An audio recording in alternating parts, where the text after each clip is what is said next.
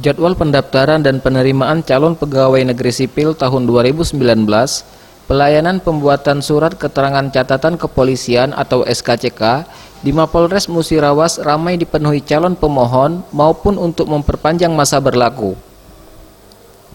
Ramainya calon pemohon ini sudah terjadi sejak sepekan terakhir dan cenderung terus meningkat. Menurut petugas pelayanan Polres Musirawas, untuk saat ini pemohon pembuatan SKCK meningkat hingga 30% di saat pembukaan tes CPNS.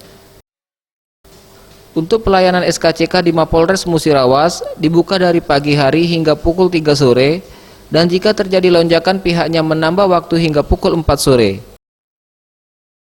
SKCK surat keterangan catatan kepolisian itu menunjukkan peningkatan sekitar 20%, meningkat 20% di saat menjelang CPNS. Untuk pelayanan SKCK tetap kita buka, untuk saat ini kita buka sampai jam 15.00.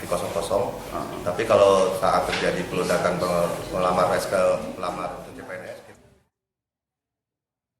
Tim Liputan, Sriwijaya TV.